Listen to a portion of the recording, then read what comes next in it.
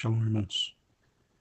Vamos continuar aqui a nossa peregrinação do Egito a Canaã, como tomar posse da terra. Hoje nós vamos aprender um pouco sobre o tabernáculo. Claro que eu peguei apenas um aspecto, que são as tábuas. O tabernáculo é muito rico. Tem inúmeras e inúmeras sombras que refletem a realidade espiritual do Senhor.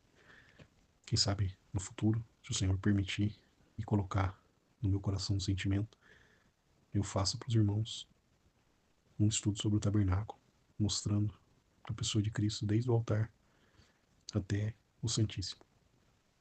O texto de Efésios 3, 17 e 19 diz assim: para que Cristo habite pela fé no vosso coração, a fim de, estando arraigados e fundamentados em amor, poderdes perfeitamente compreender com todos os santos,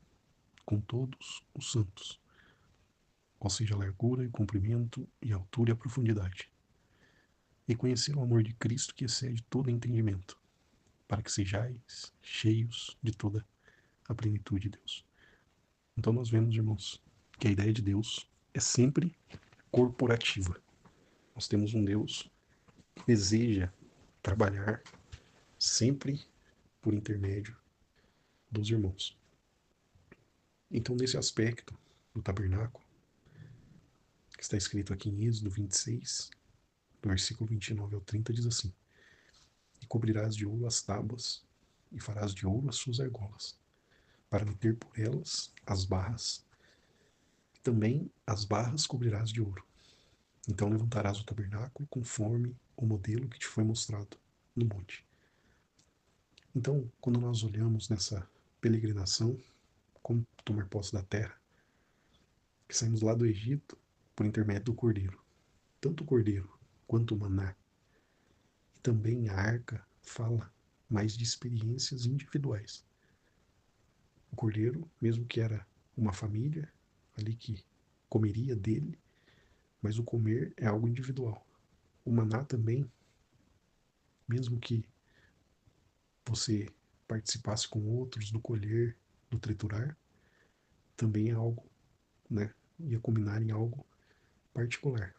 A arca também, pois o texto vai nos dizer que somente o sumo sacerdote conseguia ver a arca manifesta, ou seja, com a glória de Deus entre os querubins. Porém, quando nós chegamos no tabernáculo, aí nós começamos a compreender e entender o Cristo, que agora não mais ele é micro, mas ele é macro, ou seja, nós vemos que todos no tabernáculo participavam. Desde que uma pessoa que era até de uma tribo que não era os levitas, mas ele participava como? Ele levava as ofertas para que o sacerdote trabalhasse.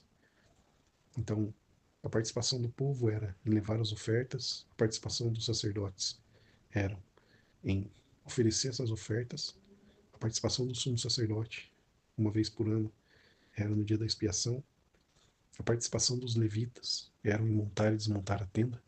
Então todos participavam. Então isso fala para nós no sentido de um Deus macro. E aqui eu quero pontuar duas ou três questões sobre isso, para que os irmãos compreendam com clareza a questão micro e macro de Deus. O micro, irmãos, fala do nosso quarto, fala da nossa individualidade com Deus. O macro fala da reunião dos irmãos. O macro fala do serviço que todos os irmãos fazem quando eles estão reunidos. O que acontece? Isso é o primeiro aspecto que eu quero pontuar. Muitas das vezes, as pessoas querem no macro o micro. Ou seja, ela tem uma semana para ela degustar o cordeiro, degustar o maná, colocar a arca no centro, mas ela não faz. E aí, quando ela chega no macro, ou ela chega na hora de montar o altar, melhor dizendo, o tabernáculo, ela quer degustar o cordeiro. Então, ela só consegue chegar no tabernáculo se ela já degustou o cordeiro. Ela só consegue chegar no tabernáculo se ela já comeu o maná. Mas não, muitos irmãos, eles chegam no Deus macro, na reunião dos irmãos, que é para servir um ao outro. Esse é o segundo aspecto que eu quero falar sobre as tábuas aqui, por isso que nós lemos elas, sobre elas, melhor dizendo. E aí ele, ao invés de se preocupar em servir o próximo de alguma forma, ele quer ser servido. Então, a experiência do cordeiro é para nos tirar do Egito. A experiência do maná é o nosso alimento diário de Cristo. A experiência da arca, de tantas, é colocar Cristo no centro. A experiência do tabernáculo é o Deus corporativo, o Deus que trabalha através dos irmãos. Então nós não podemos pegar uma experiência e colocar em outra. Espero estar sendo claro para os irmãos. Porque o texto aqui diz que as tábuas eram da mesma madeira que a arca era.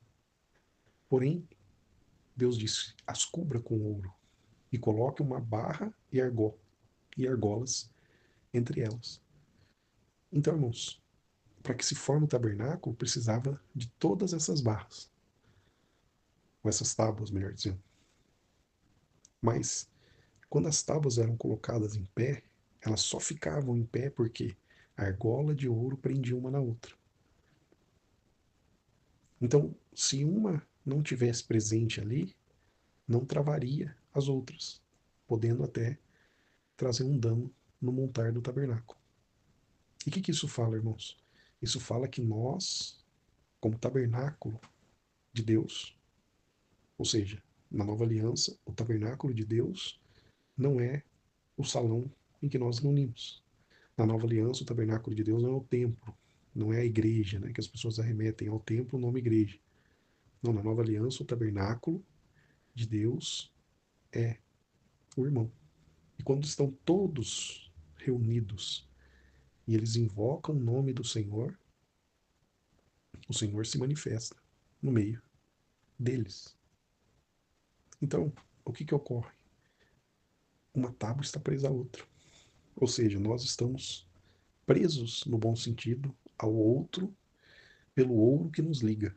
O ouro fala da divindade do Senhor. Então, tomar posse da terra por intermédio do tabernáculo nos fala sobre nós sermos unidos um ao outro em comunhão. Os outros aspectos que nós vimos antes, cordeiro, maná e arca, fala mais de algo individual. Mas no tabernáculo já fala de algo que é coletivo. Então, ninguém chegará na terra sozinho. Ninguém chegará na terra sem levantar o tabernáculo conforme o modelo que foi mostrado no monte. Então, que nesse pequeno áudio aqui você entenda duas coisas. Primeiro, o tabernáculo fala da coletividade, do Deus macro, não do Deus micro, não do Deus de segunda-feira, mas fala do Deus da reunião dos irmãos. Não leve para o montar, entre aspas, do tabernáculo a sua experiência individual no sentido de que ela ou você busca essa experiência individual quando você deveria estar servindo o outro. Os irmãos, espero que os irmãos estejam compreendendo. Quando montarmos o tabernáculo, é para servirmos. E aí nós todos desfrutaremos da glória de Deus. Mas no aspecto de coletividade, não no aspecto individual. Há uma bênção na individualidade, mas também há uma bênção na comunhão dos irmãos. Não fique só com a bênção individual e não fique só com a bênção da comunhão. E o outro aspecto é que o ouro, ou a divindade, ou a bênção de Deus, faz com que nós permaneçamos em pés, todos, cada tábua no seu devido lugar, formando o tabernáculo de Deus. Só é possível por conta do ouro. E que antes as madeiras eram de acácias, mas agora continuam sendo madeira de acácia, porém cobertas de ouro. Isso fala da vida gloriosa que nós recebemos quando nós cremos. Então, irmãos, que você que está ouvindo esse áudio aprenda essas duas coisas hoje, de tantas outras que se tem no tabernáculo. Que a experiência do tabernáculo é coletiva. E que um irmão mais outro irmão formam essa experiência. Aquele irmão mais simples, ele ajuda a montar o tabernáculo. Aquele irmão que é mais conceituado ajuda a montar o tabernáculo. O irmão que é maduro ajuda a montar o tabernáculo. O irmão que ainda é neófito também ajuda a montar o tabernáculo. Todos os irmãos cooperam para que o tabernáculo seja montado e eles cooperam como se fossem as tábuas de madeira de acácia, porém cobertas de ouro. Que o Senhor nos abençoe e nos dê luz para nós compreendermos o Cristo micro e o Cristo macro, para nós compreendermos ir ao Senhor sozinho e ir e invocar o Senhor com a comunhão dos irmãos.